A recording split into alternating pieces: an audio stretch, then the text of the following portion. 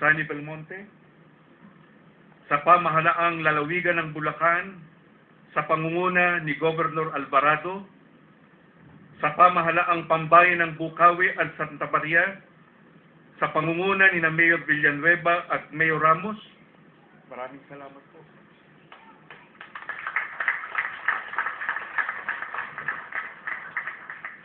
On behalf of the Iglesia ni Cristo, I would also like to express our confidence in the capability of the design and construction groups we have engaged to undertake this project. Their representatives are Mr. Andrew James, Architectural Design Consultant of Papilus, Mr. Chris Sparrow, Structural Design Consultant of Bureau Happold, and Mr. Hong Chung Kim of Hanwha Engineering and Construction Corporation. We thank you very much.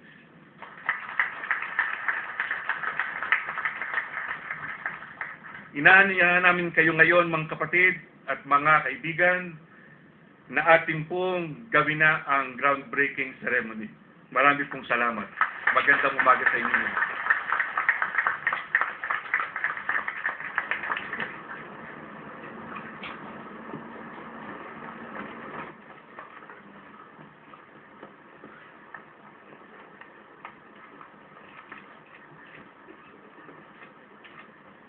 Ang kasasaksihan po natin ay ang pagbubaon ng time capsule na naglalaman ng plano ng disenyo ng istruktura ng Philippine Arena.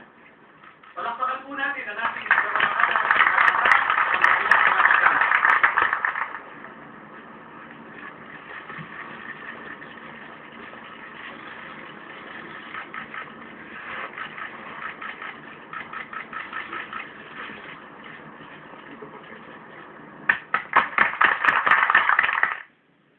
Sabik na pong inaabangan, hindi lamang ng mga kaanib sa Iglesia ni Cristo, kundi maging ng buong mundo ang pagbubukas ng mga infrastrukturang ito sa mga unang buwan ng taong 2014. Ayon nga sa tagapamahalang pangkalahatan, ang lahat ng ito ay para sa kapakanan ng kapwa-tao, karangalan ng Pilipinas, at higit sa lahat ay kapurihan ng Panginoong Diyos. Maraming salamat po sa inyong pagsubaybay. Ako po ang kapatid na nagsulat.